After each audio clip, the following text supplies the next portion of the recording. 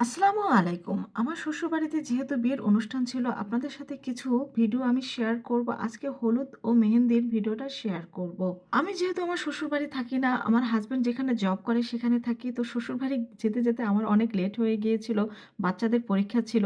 তো শ্বশুরবাড়ি আমি কিন্তু অলরেডি চলে এসেছি। তো আমাদের মাদারীপুরে কিন্তু একটা ঐতিহ্যবাহী রীতি রয়েছে, সেটা হলো তেলই দেওয়া। এই যে মেয়ের তেলই চলছে। তারপরে কিন্তু এখানে রং খেলা হয়েছিল, দেখতেই পাচ্ছেন। ছেলের বাড়ির মানুষও কিন্তু এখানে রয়েছে।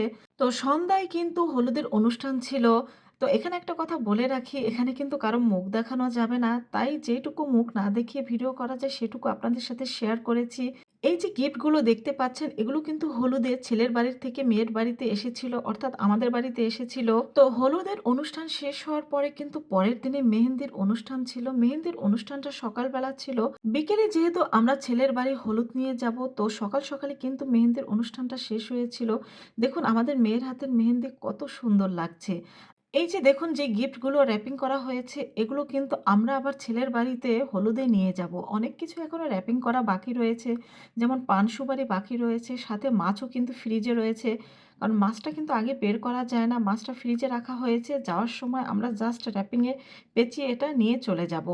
আসলে কি, বিয়েবাড়িতে বিয়ে ছাড়া এই হলুদটাই কিন্তু সবচেয়ে বেশি মজার একটা ব্যাপার।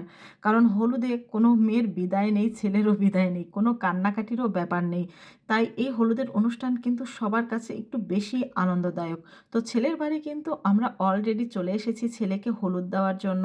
তো আমরা যেসব গিফট ছেলের বাড়ির জন্য নিয়ে এসেছিলাম সেগুলো কিন্তু এখানে রাখা হয়েছে। ক্যামেরাম্যান কিন্তু সেগুলো ভিডিও করছে। যেহেতু ছেলের বাড়ি গিয়েছি আর আমরা মেয়ে পক্ষ, তো এজন্য সামান্য একটু ভিডিও নেওয়ার চেষ্টা করেছি। তো এই যে দেখুন মাছ, যেটা আপনাদের আমার দেখানো হয়নি। তো ছেলেকে হলুদ দিয়ে খাওয়া-দাওয়া শেষ করে আমরা বাড়ির উদ্দেশ্যে কিন্তু রওনা করে দিয়েছি। তো আমার এই ভিডিওটি কেমন লেগেছে অবশ্যই কিন্তু সবাই কমেন্ট করে জানাবেন। সবাই ভালো থাকবেন। আল্লাহ হাফেজ।